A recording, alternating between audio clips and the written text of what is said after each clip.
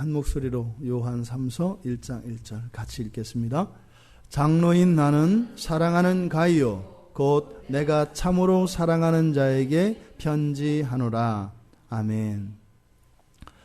요한이 기록한 요한복음 그리고 요한계시록 그리고 요한 1서 2서 3서 저희들이 그 가운데서 이 요한 서신을 이 금요일 저녁에 살펴보고 있는데요. 마지막 세 번째 편지인 요한 3서를 오늘부터 우리가 함께 나누도록 하겠습니다.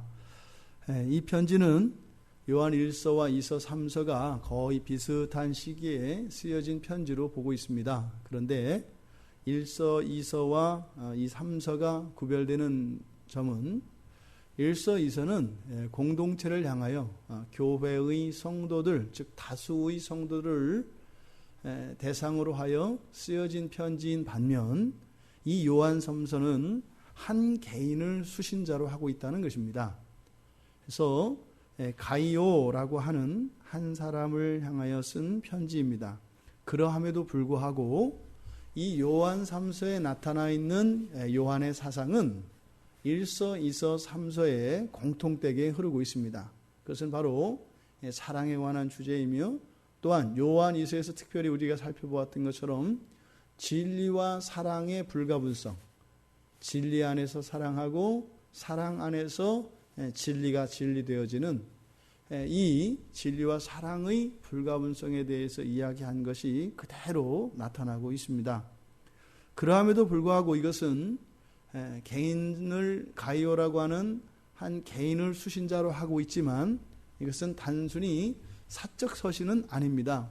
왜냐하면 편지를 쓰는 요한 자신을 장로라고 하는 자신의 직분을 나타내고 있기 때문입니다. 우리가 교회의 일을 하고 교회 공동체를 꾸려가면서 이런 일들이 일어날 수 있습니다. 그래서 공적으로 공개적으로 모든 성도들을 대하여 공개되어지는 또 그렇게 진행되어지는 일들이 있는가 하면 또 개인적으로 공적인 일이지만 개인적으로 되어지는 그런 일들이 또 있는 법이지요. 이 요한 3서라고 하는 이 서신의 정황은 그런 것입니다. 분명 이것은 공적인 편지임에는 틀림없습니다만 가이오라고 하는 한 사람에게 개인적으로 지금 사도 요한이 편지를 쓰고 있는 것입니다. 분명히 이 편지는 목적이 있는 편지일 것입니다. 본문의 시작, 이 편지의 시작은 장로인 나는 사랑하는 가이오 곧 내가 참으로 사랑하는 자에게 편지하노라 라고 편지의 서두를 이렇게 시작하고 있습니다. 앞서 말씀드린 것처럼 편지를 쓰는 발신인을 장로로 표시하기 때문에 이것이 정확하게 사도 요한의 편지라고 하는 증거가 분명치 않다라고 하는 이런 여러 가지 이론들도 있습니다. 하지만 이 편지에 나타난 이러한 사상, 특히 진리와 사랑이라고 하는 이 단어는 사도 요한이 유독 즐겨 쓰는 단어이고 관심을 가지고 있는 주제입니다. 그래서 요한 2서의 내용과 매우 흡사한 구조와 내용, 사상을 담고 있기 때문에 이것이 사도 요한의 편지다라는 것에 대해서는 이론의 여지가 없습니다. 지금 수신자로 소개되고 있는 가이오라는 사람 누구인가? 여기 보면 사랑하는 가이오 이렇게 이야기했는데 이 가이오라고 하는 이름이요, 이때 당시는 흔한 이름이라고 합니다. 많이 쓰이던 그런 이름이었기 때문에 이것이 특별한 의미를 갖는 것은 아닌데 성경에 보면 지금 요한 3서의 주인공으로 나타나는 가이오를 포함해서 4명의 가이오가 나옵니다. 먼저 사도행전에 보면 20장, 19장 그리고 로마서 16장에 각각의 가이오가 나오는데 사도행전 20장 4절에 보면 더베에 있는 가이오가 나오고 그리고 19장에서는 또 마케도니아인으로서 또 가이오가 있습니다. 그리고 사도 바울이 2차 전도 여행 때 머물렀던 고린도에 머물렀던 그 하숙집의 주인 그 집의 주인이었던 가이오가 있습니다. 그런데 지금 이 편지의 수신자로 거론되는 이 가이오는 그들과는 전혀 다른, 그래서 작은 교회의 지도자, 지금으로 말하면 목사 역할을 하는 사람이죠. 그래서 작은 가정교회의 목사인 가이오로 추정을 하고 있습니다. 자, 그런데 지금 우리말 성경에는 사랑하는 가이오 곧 내가 참으로 사랑하는 자에게 편지한다 이렇게 되어 있는데, 이 가이오를 사랑하는 것이 사도 요한 한 사람인 것처럼 본문에 나타나요. 그런데 앞에 사랑하는 가이오 할 때 이 사랑하는 이라는 말은 수동태로 되어 있습니다. 그러니까 사랑받는 가이오 이렇게 되겠죠. 사랑받는 가이오, 그를 내가 사랑한다 이렇게 됩니다. 내가 사랑하는 가이오는 사랑받는 가이오인데 그 사람에게 편지를 쓴다, 이렇게 직역할 수가 있습니다. 그러니까 이 가이오는 작은 교회의 지도자로서 성도로부터 사랑을 받는 사람이었습니다. 사실 당시만 하더라도 교회의 지도자들은 거의 모든 성도들, 모든 교인들로부터 사랑을 받고 존경을 받았습니다. 오늘날과 많이 다르지요. 그러니까 이것이 정말 당연한 것인데 이때만 하더라도 이렇게 어쨌든 교회의 지도자들이면 모든 면에서 교회 공동체 안에서 존경받고 사랑받았다는 사실이 오히려 이제는 표대를 삼아야 되는 이런 세태에 이르게 되었습니다. 당연한 자격이, 당연한 신분이, 당연한 그러한 신앙의 정도가 오늘날은 특별히 훌륭한 것으로 되어진 이런 안타까운 세태를 살아가고 있습니다. 누누이 말씀드립니다만 이러한 원인은 우리의 신앙에 불순물이 섞여 있기 때문입니다. 우리가 얼마나 성경을 자의적으로 해석하고 또 우리가 얼마나 제멋대로 하나님의 말씀을 받아들이기도 하고 하나님의 말씀을 밀쳐내기도 하는지 모릅니다. 하나님의 말씀에 순종하는 일이 너무나 희박한 이 세태는 바로 교회 안에 있는 모든 이러한 것들에 대한 약화를 초래하게 된 것입니다. 그래서 우리가 평촌 광야교회를 함께 세워가면서 몸부림을 하고 있는 것이 그런 것이거든요. 지금은 우리가 더디고 작을지라도 정말 예수님께서 사도들 그 위에 세우신 그 교회의 본래의 모습이 회복되어지기를 바라는 것입니다. 그렇게 되기 위해서는 많은 기다림과 많은 관용과 많은 눈물이 있어야 할 것입니다. 그것이 우리들 때에 이루어질런지도 사실은 모릅니다. 근데 바라기는 우리의 자녀들에게 그러한 교회의 기초가 되어져 있는 그런 교회를 물려줄 수 있게 되기를 바랍니다. 그러기 위해서는요, 우리 모두가 적극 참여해야 합니다. 교회를 세우는 일에요. 이 교회를 세우는 일에 우리가 마음을 쏟지 않는다면 교회가 이 세상에서 그렇게 세워지기란 쉽지 않습니다. 그래서 정말 온 마음을 다해서 우리들이 한 마음으로 이 교회를 온전히 세워서 지금 여기서와 같이 사랑받는 가이오와 같은 교회의 지도자들이 당연시 되어지는 이러한 교회의 회복이 이루어지기를 원합니다. 그러니까 여기서는 사랑받는 가이오 내가 참으로 사랑하는 자라고 사도 요한이 이야기를 했지만 사실은 이것은 특별한 칭찬은 아니다. 그때 당시에 많은 교회의 지도자들 모두가 받을 수 있는 그런 인사말이었다라는 것을 우리가 상기해 볼 필요가 있을 것 같습니다. 어쨌든 여기서 사랑하는 이라고 번역된 이것은 사랑받는 가이오 해서 모든 교인들이 존경하고 사랑하는 가이오, 그리고 그를 나도 사랑한다 라고 하는 공동체적인 개념으로 우리가 이해를 해야 합니다. 그런데 지금 요한이 이 사랑하는 자들이라고 하는 용어를 사용하는데요. 요한 1서와 요한 2서에서는 앞서 말씀드린 것처럼 공동체를 다수의 교인들을 수신자로 해서 편지를 보냈다고 말씀을 드렸지 않습니까? 그래서 요한 1서와 요한 2서에서 사도 요한이 사랑하는 자라고 할 때는 복수형으로서 교인들 전체를 가리킵니다. 특별히 요한 2서에서는 부녀의 자녀들로 성도를 나타내죠. 그런데 지금 여기에서 사랑하는 자를 가이오 한 사람에게만 사용합니다. 그러니까 무엇이에요? 지금 이 서신은 가이오 개인에게 주는 개인 서신이라고 했고, 지금 사도 요한이 이 편지를 쓴 목적이 이 가이오라고 하는 지도자의 결정에 의해서 좌우될 수 있는 그러한 내용의 편지를 쓰려고 하는 것임을 압니다. 그리고 어찌됐든 사도 요한이 지금 가이오를 사랑받는 사람이요 내가 참으로 사랑하는 사람이다 라고 이렇게 칭찬을 했는데, 사실은 이게 또 그때 당시에 편지를 쓰는 화법이기도 합니다. 이런 거죠.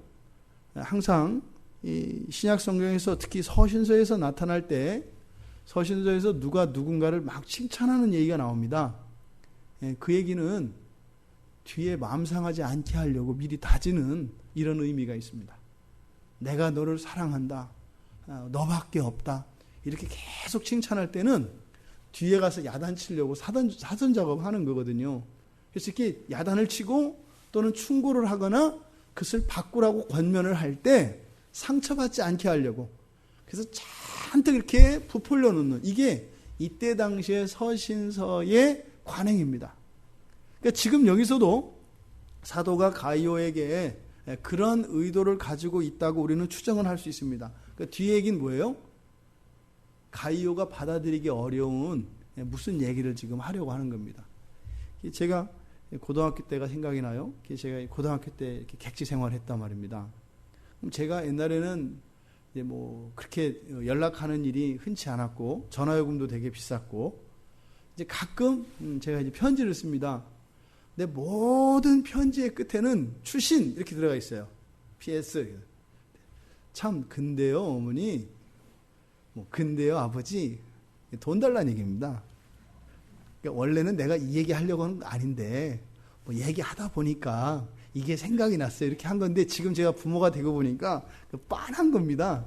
근데 굳이 뭐 아참 뭐 근데요 뭐 이렇게 안 하고 아예 처음부터 노골적으로 저 뭐 하숙비가 떨어졌는데요 뭐 이렇게 그냥 이야기를 하면 되는데, 늘 그랬던 생각이 나요. 지금 사도 요한이 이 가이오에게 지금 부탁하려고 하는 어떤 중요한 내용이 있습니다. 그런데 이것은 가이오의 입장에서, 그러니까 사도 요한이 생각하기에 가이오의 마음이 불편하게 되거나 아니면 가이오가 예상치 못했거나, 하지만 사도 요한에게는 반드시 필요한 그 이야기를 지금 하려고 한다 이 말입니다. 그러함에도 불구하고 사도 요한은 이 편지를 가이오에게 쓴 것을 보았을 때 가이오를 틀림없이 신뢰하고 있었고 그를 사랑하고 있었던 것은 틀림없습니다. 왜냐하면 사랑하지 않는 사람을 사랑한다고 하는 법은 없기 때문입니다. 우리말은 가능하죠, 그죠? 사랑하지 않아도 사랑한다고 할 수 있지 않습니까? 이때 당시의 사람들에게는 불가능합니다. 특히 사도들에게는 그런 말은 불가능해요. 겉과 속이 다른, 표리가 부동한 그런 언행들은 하지 않습니다. 그러니까 성경에 나타난, 이런 서신서에 나타난 이런 사도들의 모든 말씀은 액면 그대로 받으면 됩니다. 사랑한다고 하면 사랑하는 겁니다. 그래서 그때 당시에 이런 편지 쓰는 형식이기도 하였고, 또 이런저러한 부탁을 위한 그러한 생각에서 하는 것이기도 하지만, 그러함에도 불구하고 이 가이오에 대한 사도 요한의 사랑은 거짓이 없는 것이다. 이것을 우리가 명심해야 되겠습니다. 자, 그런데 이 가이오를 사랑받는 가이오, 교인들로부터 존경받고 사랑받는 이 가이오를 내가 참으로 사랑한다, 이렇게 얘기합니다. 그런데 이것은 요한 2서에서도 동일하게 이야기를 합니다. 그 옆에 요한 2서 1장 1절의 인사말에도 보면 장로인 나는 택하심을 받은 부녀와 그의 자녀들에게 편지하노니 내가 참으로 사랑하는 자요, 이렇게 이야기합니다. 이때 참으로 사랑한다라고 하는 이 번역이 무엇의 번역이냐면 그대로 직역하면 이런 겁니다. 사랑한다, 진리 안에서. 그러니까 진리 안에서 사랑하는 자. 이때 참으로라고 하는 말을, 그러니까 진리라고 하는 말을 참으로라고 번역을 한 것입니다. 그래서 이 표현은 참으로 사랑한다라고 번역되기보다는 진리 안에서 사랑한다라고 번역되는 것이 맞습니다. 그리고 지금 요한 3서에서 특별히 강조되어지는 것이 진리입니다. 요한 2서에서는 진리와 사랑의 불가분성에 대해서 이야기를 했다면, 그래서 진리와 사랑의 무게를 잴 때 이렇게 균형을 이룬 그런 관점에서 요한 2서가 쓰여졌다면, 이 요한 3서는 진리 쪽에 무게가 실려 있습니다. 그래서 이 요한 3서의 주제는 진리를 중심으로 해서 여러 문단으로 나뉠 수가 있습니다. 그러니까 지금 여기 인사말에서도 진리 안에서 사랑한다라고 하는 이 말은 사도 요한이 매우 의도적으로 사용하고 있는 인사말인 것을 우리가 알게 됩니다. 진리 안에서 사랑하는 가이오. 이것은 사랑도 진리 안에서의 사랑으로 한정을 하고 있는 거죠.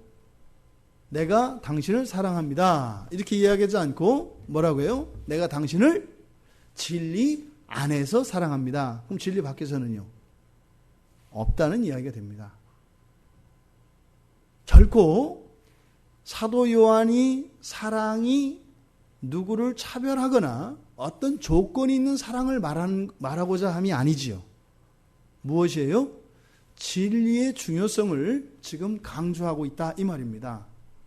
사도 요한의 사랑이 이렇게 차별적이지 않다, 편애하는 사랑이 아니다라는 것은 요한복음과 서신서 전반에 나타나는 이 내용들을 통해서 우리는 알 수 있습니다. 그런데 여기서 그 사랑을 진리 안에서 사랑한다라고 사랑을 이렇게 제한하는 것 같은 이런 표현은 바로 이 편지의 중심에 사도가 말하고자 하는 바 무엇이 있다는 거요? 바로 이 진리에 관한 문제.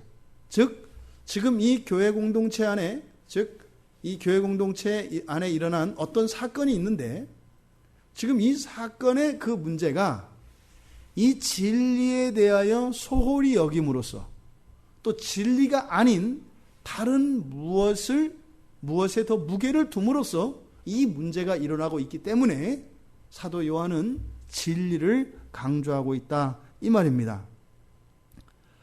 특별히 요한 3서는 그래서 이서의 사상, 요한 2서의 진리와 사랑이라고 하는 이 사상이 그대로 유지되어지는 듯 하지만 앞서 말씀드린 것처럼 오히려 사랑이 약화되어지고 진리를 훨씬 더 강조하고 있습니다.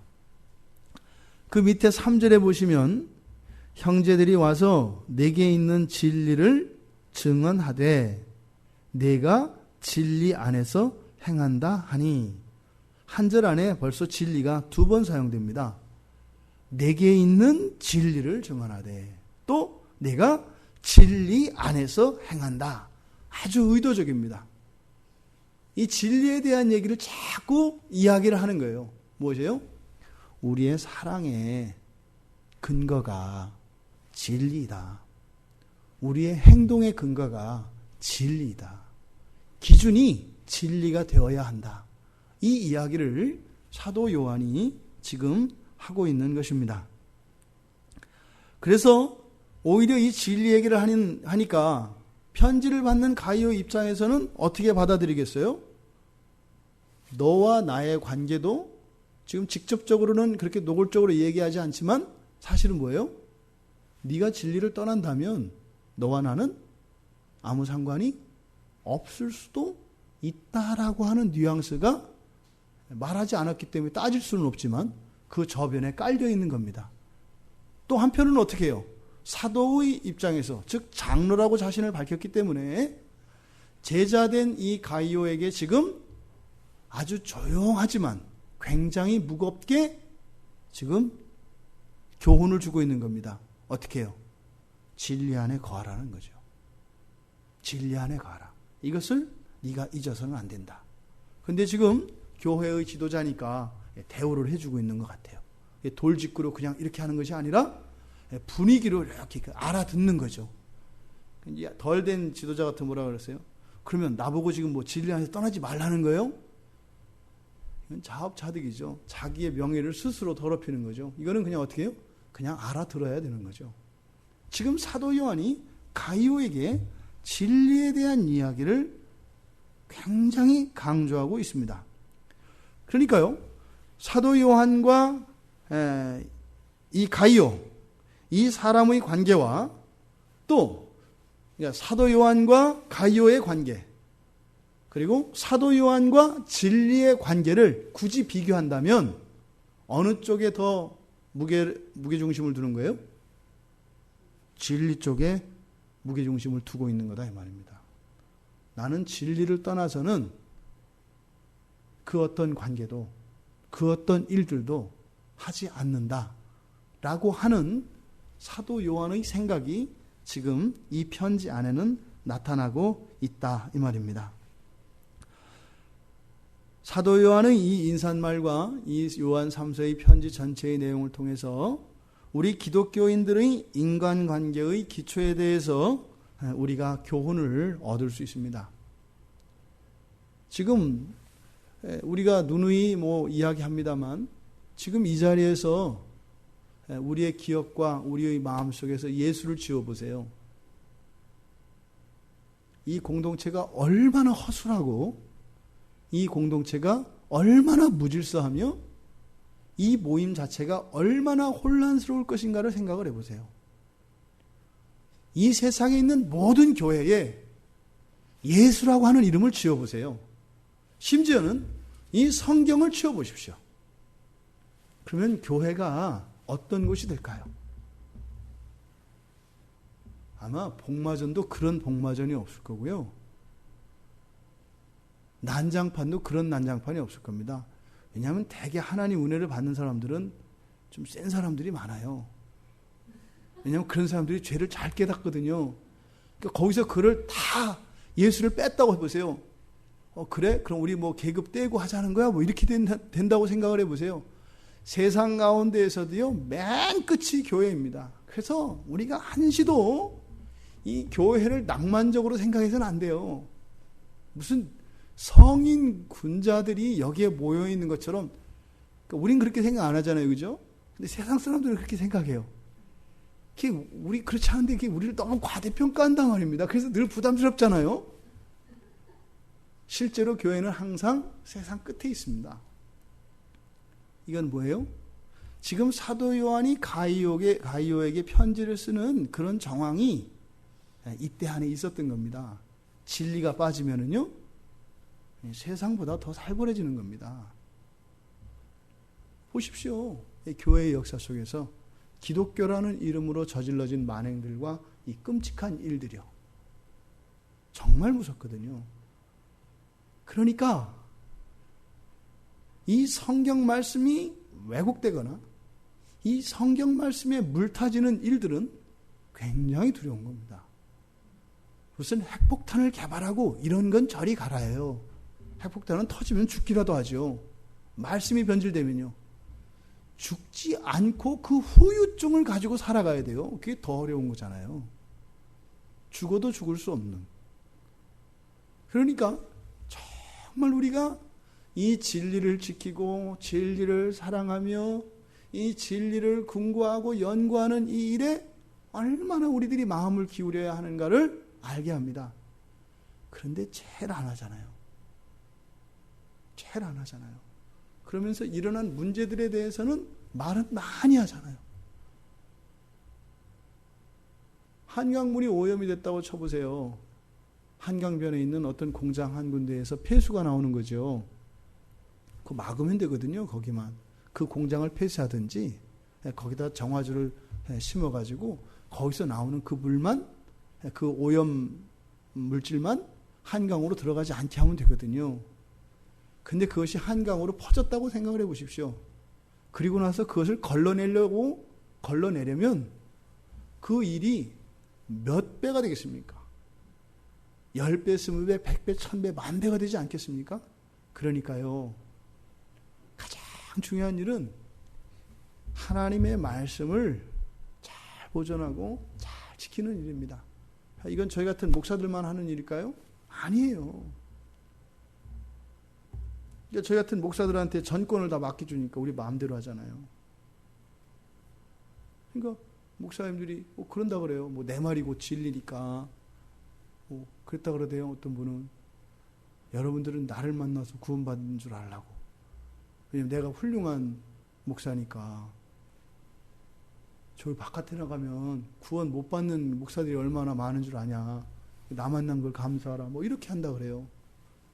그분은 이미 이제 말씀 앞에 섰으니까 그분에게서 나오는 것은 폐수일 가능성이 많아요. 섞여서 나오는 거죠. 절대 이것은 목회자들만의 몫이 아닙니다. 여러분들이 지켜내셔야 합니다. 지켜낸다는 건 뭐예요? 여러분들의 삶 속에 말씀을 보고 말씀을 묵상하고 하는 일들이 의미 있어야 되고 그것을 위해서 시간을 쓰셔야 된다는 거예요. 근데 뭐라고 하세요?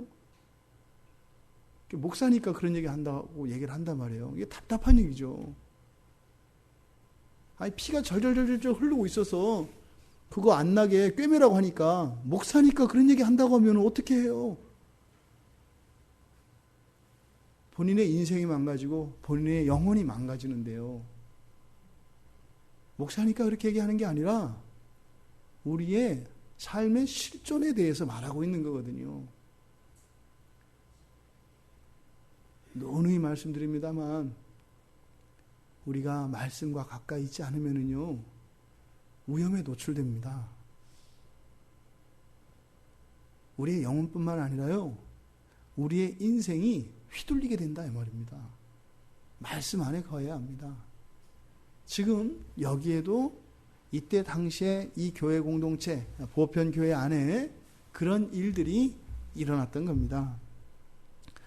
사도 요한에게 분명히 진리가 모든 관계에 우선하였던 것처럼 우리 기독교인의 모든 관계도 그렇다는 것을 잊으시면 안 됩니다. 여러분들이 맺고 있는 모든 관계의 기초는 진리이신 우리 주 예수 그리스도 안에 있어야 되고 예수 그리스도와 상관이 없는 그런 모든 관계는 무익한 것이 아니라 유해하다는 것을 기억하셔야 합니다. 세상에서는요 예수만 빼고 모든 거 다 좋다고 이야기한단 말이에요. 진리 빼고는 모든 거 다 좋다고 한다 이 말이에요. 예수 빼고 진리 빼고 서로 사랑하자 얼마든지 좋다 이렇게 얘기한다 이 말이에요. 예수 빼고 진리 빼고 서로 돕고 헌신하고 희생하자 얼마든지 좋다고 한다 이 말입니다. 그런데 예수 안에서 진리 안에서 그거는 자꾸 그런 얘기를 하지 말라고 한다 이 말입니다. 이러면 우리의 신앙뿐만 아니라 우리 개인의 인생, 우리 가정과 우리 사회, 민족, 국가, 더 나아가 온 세계의 역사가 왜곡되어지고 부패하고 타락한다는 것을 잊으시면 안 됩니다. 그러니까 여러분들이 성경 한 번 더 보고 성경 말씀을 묵상하는 게요. 지구를 지키는 일이고요. 여러분 가문을 지키는 일이고요. 여러분 가정을 지키는 일이고요. 여러분의 자녀를 지키고 여러분의 부모님을 지키는 일이라는 것을 잊어서는 안 됩니다.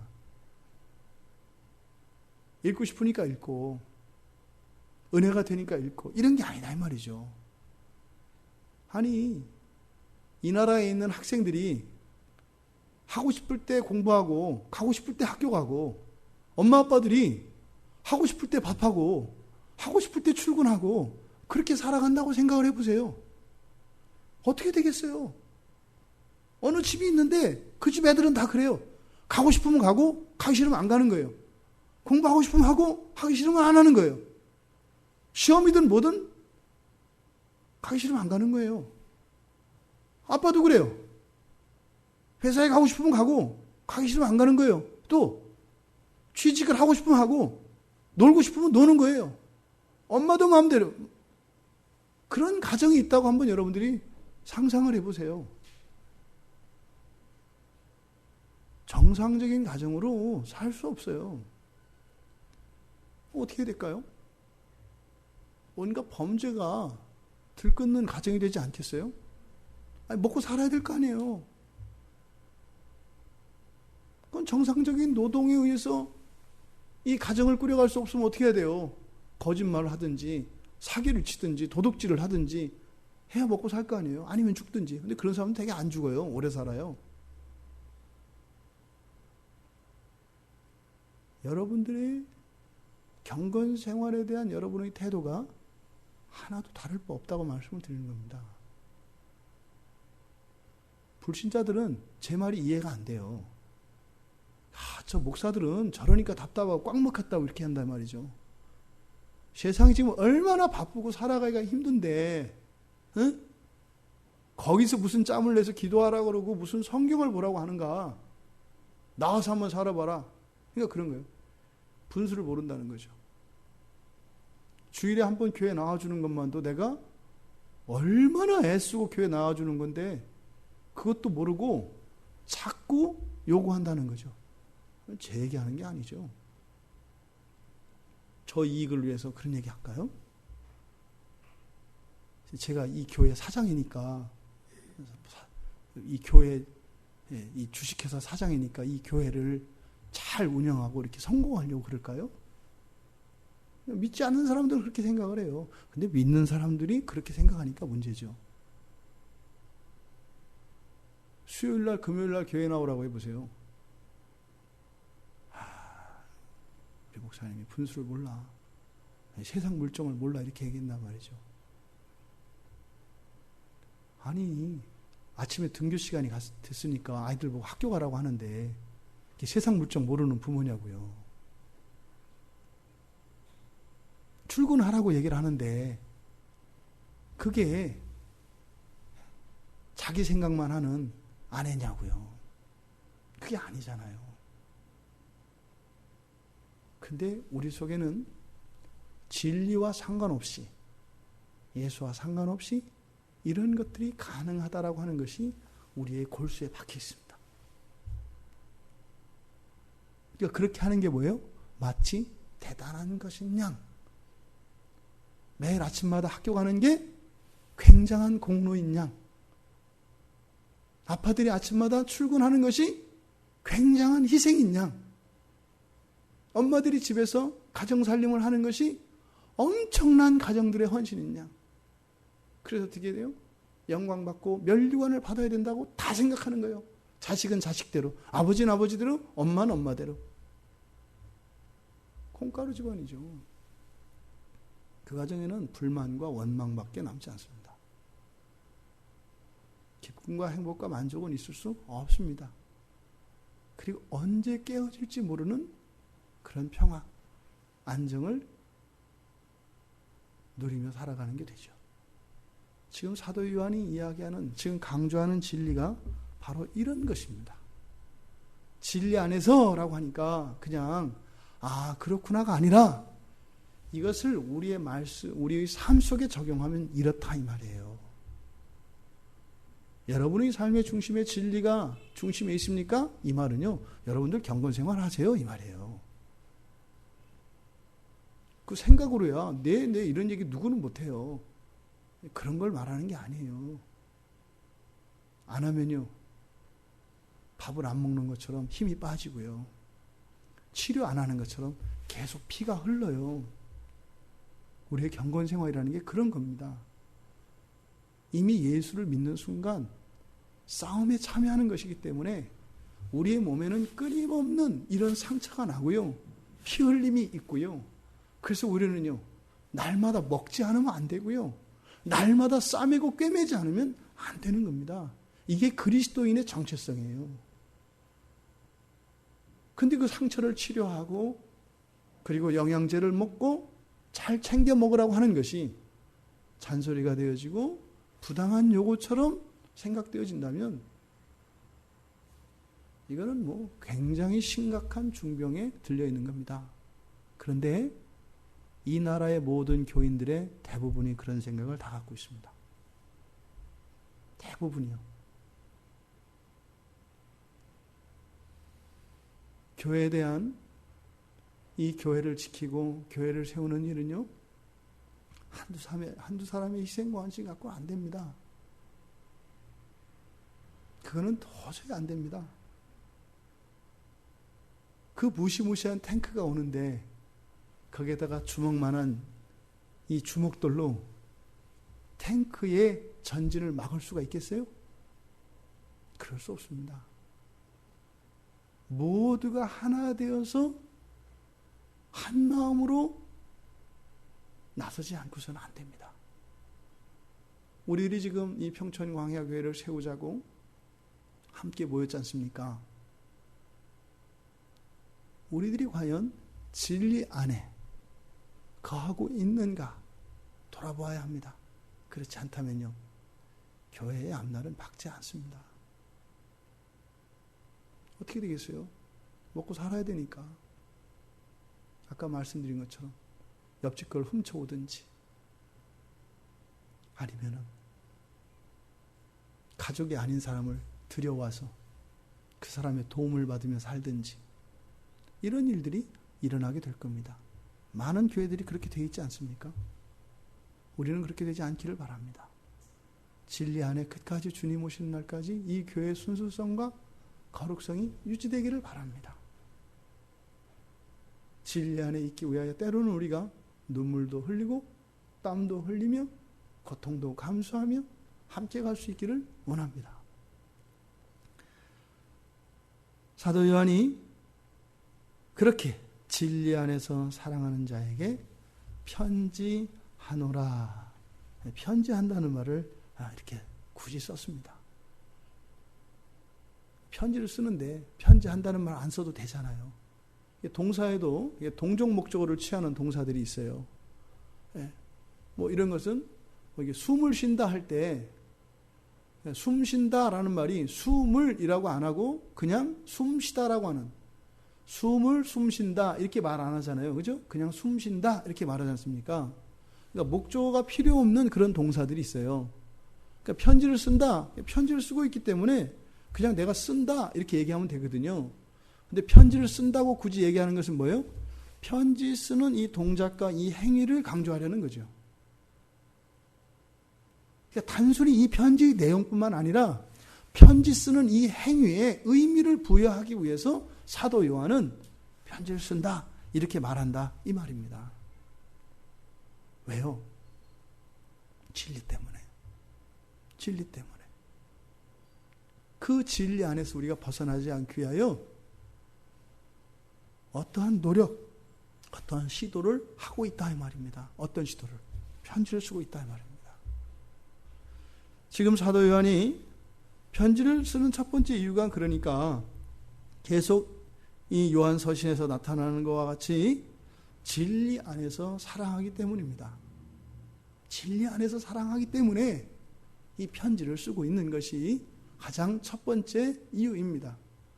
그런데 두 번째로는 이 편지의 뒤에 내용을 살펴보면 데메드리오를 선처하기 위해서 데메드리오를 좀 도와주라고 쓰는 편지입니다. 그러니까 교회의 지도자인 이 가이오에게 이 데메드리오, 지금으로 말하자면 선교사예요. 데메드리오 선교사를 좀 도와줘라. 이 말을 하기 위해서 이 편지를 직접적으로 쓰게 된 겁니다. 그런데 왜 데메드리오를 좀 부탁하게 되었느냐? 이것은 이때 당시에 초대교회 공동체 안에 이런 선교사, 이 데메드리오라고 하는 이 선교사를 인정하지 않고 도와주지 않는 일이 일어난 거예요. 근데 이 데메드리오는 누구냐면 사도 요한이 임명한 사람이거든요. 그런데 뒤에 가보면 디오드레베라는 사람이 나오는데 이 디오드레베도 한 교회의 지도자입니다. 그런데 이 사람이 그때 당시에 어느 정도의 세력을 갖고 있었던 것 같아요. 이 사람이 영향력을 행사해서 이 데메드리오라고 하는 이 선교사를 인정하지 않은 거예요. 그 권위를. 요한이 세웠는데 뭐 그럴 만한 이유는 있었겠죠. 그거에 대해서는 이야기를 안 합니다만 아무 이유 없이 이렇게 지금의 선교사로 말씀을 전하는 복음 전도자로 사도에 의해서 임명되어진 사람을 거부할 때는 그럴 만한 이유가 있었을 겁니다. 아무 이유 없이 그렇게 할 수는 없죠. 있었을 겁니다. 그런데 사도 요한은 그것이 잘못됐다고 얘기를 하는 거예요. 그러한 흠이 있었고 이랬지만 잘못됐다라고 얘기를 하는 거예요. 어떻게 해요? 또 단지 이것을 그 디오드레베의 그런 잘못을 고발하고 디오드레베를 어떻게 해라 이런 내용이 아니라 어떻게 해요? 복음 전도자로 세워진 이 데메드리오를 도와주고 선대할 것과 가이오 너는 그런 잘못에 빠지지 않도록 조심하라고 권면하고 있는 이 편지인 것입니다. 자칫 잘못하면 개인의 이기심 또는 경쟁심 또는 어떤 우월감 이런 것들이 거룩한 진리보다 우선하게 된다면 이것이 왜곡되게 되는 겁니다. 이번 우리들 스리랑카 선교에서 보여주셨던 가장 큰 은혜가 있다면 그거 같아요. 하나님이 교회 세우는 일을 정말 기뻐하신다는 겁니다. 교회 세운다는 의미는요, 그냥 뭐 이렇게 막 교회 개척해서 이렇게 세운다는 이런 의미가 아닙니다. 교회라고 하는 것은 하나됨이죠. 하나된 교회를 말하는 거죠. 그래서 분열되었던 교회들이 하나로 합하여지는 것, 이것이 교회가 세워지는 겁니다. 또 거짓된 교회가 있던 곳에 그런 참된 교회들로 그런 교회가 새롭게 되어지는 것, 이것이 교회가 세워지는 일입니다. 그리고 교회가 없는 지역에 교회가 세워지는 것, 이것도 교회가 세워지는 겁니다. 목사님들과 함께 스리랑카에서 말씀을 나누면서 놀라운 경험이 있었고요. 그때 이제 우리 지체들에 대한 아쉬움이 무엇이었냐면, 야, 내가 이 스리랑카 목사님들과 누리는 이 은혜, 그게 뭐냐면 하나 되는 거였거든요. 놀라울 정도로 우리는 정말 한 형제들이구나. 이분들은 스리랑카 목사님들이고 스리랑카에서도 뿔뿔이 흩어져 있는 분들이고 나는 한국에 있는데 또 목회의 정황도 다 다른데 한 교회를 섬기고 있는 사람들이구나 라고 하는 놀라운 경험이 있었어요. 이런 은혜가요. 그러니까 그거를 사실 저는 따로 이렇게 목회자 세미나를 했기 때문에 저쪽에서 지금 캠프를 하고 있는 우리 지체들에게 이걸 전해주고 싶었어요.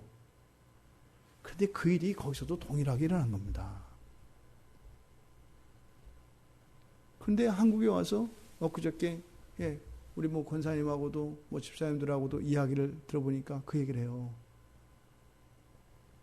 간 사람 따로 있고 남아있는 사람 따로 있는 것 같지 않았다라고 얘기들 하세요. 놀라운 경험들이라고 하시더라고요. 그동안 신앙생활하면서 많은 선교팀이 가고 선교팀이 갔다 오고 뭐 기도하고 했지 않습니까? 뭐 옛날에는 기도 안 했나요? 다 했죠. 그런데 여기에 계셨는데 여기에 있는 것과 스리랑카에 우리 지체들이 가 있는 것이 한 군데에 있는 것 같더라 이 말입니다. 그러니까 본인들이 직접 선교에 참여했다고 하는 이런 의식이 분명하더라는 거예요. 그거 보세요. 목회자들 안에 하나됨, 그 교회가 세워지는 이 일들에 대한 경험이 있었어요. 그런데 우리 선교팀원들과 그 어린이들과 거기에 있었던 누누이 말씀드립니다만 우리 캠프에 있던 3분의 2가 다 불교 신자들이에요. 힌두교, 불교 이런 사람들이거든요. 그런데 그 안에서 이렇게 하나 되어지는 그런 일이 있었거든요. 근데 그 둘이 또 하나 되어지는 이런 경험이 있었단 말입니다. 그런데 한국에 와보니까 어떻게 돼요? 여기에 남아있던 우리 지체들과 거기에 나가있던 우리 지체들이 여전히 공간적으로 떨어져 있었지만 하나 되었다는 걸 보게 된 거예요. 저는 그걸 종합해서 하나님이 정말 교회를 온전히 세우시고자 하는 것이 하나님의 기뻐하시는 뜻이 맞구나. 이걸 확신하게 됐다 이 말입니다. 이를 위하여 우리가 함께 해야 되는구나. 이것을 경험하게 됐다 이 말입니다. 이것을 지금 여기서 진리를 세우기 위해서 진리 안에서 사랑하는 자에게 편지를 쓰는 사도 요한의 목적. 이것은 지금 우리가 평촌 광야교회를 우리들에게 하나님께서 세우시도록 우리를 다 모아주셨잖아요. 그리고 하나님이요, 해봐 이렇게 하신 거거든요. 너희들 한번 해보렴. 내가 도와줄게. 이런 거거든요. 우리 가운데 어떤 탁월한 지도자를 세워서 이렇게 하는 게 아니라 우리 모두 힘을 합하여 우리의 머리를 맞대고 우리의 마음을 합하여서 정말 하나님이 기뻐하시는 영광스러운 교회의 그림이 무엇인지 함께 그리며 세워가도록 우리에게 이 교회를 허락하신 거다 이 말입니다. 지금 이때 당시에 사도 요한의 마음도 그러한 것이었을 것 같아요. 근데 바로 어땠다고요? 이 디오드레베라고 하는 사람이 지금으로 말하면 목사지요. 그런데 어떻게 해요? 다른 사도 요한에 의해서 임명되어진 전도자를 인정하지 않고 도와주지 않는 일이 있었다 이 말입니다. 이거는 오늘날 너무나 흔한 일이에요. 목사가 제일 안 믿는 게 누군지 아세요? 목사예요. 제가 놀랐어요. 저는 목사님들 서로 다 믿을 줄 알았거든요.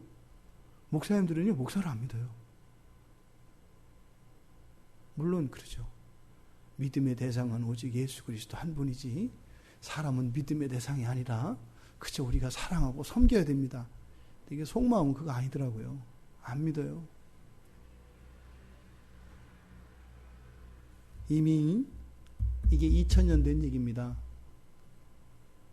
오늘날 우리가 경험하고 있는 교회 안에 있는 분열과 분리 이런 것들이 어느 한 개인의 문제라고 생각해서는 안 된다 이 말입니다. 이게 2000년 동안요 아주 조금씩 기초를 탄탄하게 쌓아가지고 견고한 여리고성과 같이 세워진 것이 오늘날 교회 안에 보여지는 부조리들과 모순과 악이라는 것을 기억하셔야 돼요. 단지 무엇을 사람을 바꿔치게 하고 제도를 바꾸면 이것이 개선될 것이다라고 하는 생각은 굉장히 아니라는 생각입니다. 교회만 역사와 전통을 갖는 것이 아니라 이 마귀의 나라도 역사와 전통과 견고함이 있어요. 그것이 우리 안에 있다는 것을 우리는 동일하게 인정해야 합니다. 그래서 우리들 각자 우리 내면에도 그것이 있다는 것을 우리는 정직하게 인정을 해야 합니다. 우리에게는 완전함이 우리의 능력이 근거가 아니에요. 정직입니다. 우리의 연약함, 우리가 진리 안에 견고하게 서 있지 못함, 이것을 인정할 때 하나님의 은혜가 임하는 겁니다. 하나님의 은혜가 우리의 능력이고 우리의 힘이 기초가 되는 것이지 우리의 완전성과 우리의 능력이 우리의 힘의 근거가 되지 않는다는 것을 기억해야 합니다. 우리 한번 생각해 봅시다. 진리 안에서 사랑하는 사람이 있는지. 지금 가이오라고 하는 사도 요한에게는 진리 안에서 사랑하는 가이오가 있었습니다. 그를 위하여 편지를 쓰고 있는 것입니다. 그렇다면 우리의 신앙의 자리에서 우리가 진리 안에서 사랑하는 사람이 있는가를 우리 스스로 한번 생각해 보시기 바랍니다. 혈연 관계로, 또 친분 관계로, 여러 가지 이해 관계로 그렇게 사랑하는 거 말고 진리 안에서 사랑하는 누구라고 부를 수 있는 사람이 누구인지 그 이름을 한번 헤아려 보시라는 겁니다.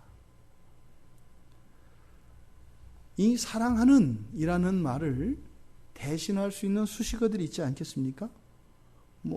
정다운 사람, 그리운 사람, 성실한 사람, 이렇게 긍정적인 말도 있겠습니다만, 미운 사람, 싫은 사람, 꼴보기 싫은 사람, 이런 거 다 있지 않겠어요? 그러면 진리 안에서, 이것은 신앙 안에서로 바꿀 수 있어요. 나의 신앙 안에서 어떤 사람, 그리고 그 중간에 여러분들과 관계를 맺고 있는 사람들에게 수식어를 한번 붙여보라 말입니다. 어떤 수식어들이 많이 쓰이는지 한 사람 한 사람으로요. 신앙 안에서 누구 했을 때 그 사람에게는 어떤 수식어를 붙일 수 있는지 여러분들이 한번 생각을 해보시라는 겁니다. 부디 진리 안에서 사랑한다고 고백할 수 있는 많은 성도들이 있기를 바랍니다. 우리 교회 안에서는 관계를 맺고 있는 우리 서로가 서로의 이름 앞에 진리 안에서 사랑하는 이라고 하는 수식어를 붙일 수 있는 우리가 되기를 바랍니다. 거기서 어느 누구도 제외되거나 예외적인 그런 사람은 또 다른 수식어가 붙는 그런 일이 없기를 바랍니다. 또 사도 요한과 같이 그렇게 진리 안에서 사랑하는 사람에게 무엇을 하고 있는가를 생각해 보시기 바랍니다. 사도는 지금 그 진리를 더욱더 견고하기 위하여 편지를 쓰고 있다고 이야기를 합니다. 우리는 진리 안에서 사랑하는 일을 위하여 어떤 일을 하고 있는가? 우리는 진리 안에서 사랑하는 이들과 함께 무엇을 하고 싶은가? 고민해 보시길 바랍니다. 그래서 우리 교회가 정말 참된 진리 안에서 굳건하고 온전한 그런 사랑의 공동체가 되기를 바랍니다. 죽는 날이 되었을 때 내가 사는 동안 집사님과 권사님과 목사님과 진리 안에 사랑할 수 있어서 행복했습니다. 진리 안에서 사랑할 수 있어서 감사했습니다. 또 우리 자녀들이 우리 어른들을 진리 안에서 사랑할 수 있어서 너무나 감사했습니다. 진리 안에서 우리의 자녀들을 사랑할 수 있어서 너무 행복하고 자랑스럽습니다. 라고 고백할 수 있는 그런 교회를 세우는 일에 우리가 더욱 힘을 내어 자원하여 함께 하기를 바랍니다. 이러한 헌신과 결단들에 의해서 2000년의 교회의 역사가 계승되어져 왔습니다. 물론 그들은 사람들 앞에 영광스럽게 나타나지 않았습니다. 이름 없는 들풀처럼 계급상 없는 학도병과 같이 전장에서 들판에서 피었다 말라 사라졌을 수도 있습니다. 근데 그 안에 강인한 교회의 생명력이 진리 안에서 사랑함으로 성령의 역사로 말미암아 그 생명이 시들지 않고 마르지 않고 끊기지 않고 계속되었다는 것을 기억하시기 바랍니다. 진리 안에서 서로 사랑합시다. 그것을 거스리며 그것이 아닌 다른 수식어들을 우리가 바꿔나가기를 바랍니다. 그렇게 해서 우리 이 교회가 진리 안에서 그 사랑의 장이 확보되어지고 확장되어지는 그 진원지가 되기를 바랍니다. 그래서 우리가 주님 앞에 갔을 때도 동일한 고백으로 감사하며 찬양 돌릴 수 있는 우리 모두가 되기를 주님의 이름으로 축원드립니다. 우리 같이 말씀을 생각하며 기도했으면 좋겠습니다. 여러분들이 교회 공동체에 바라는 것이 무엇입니까?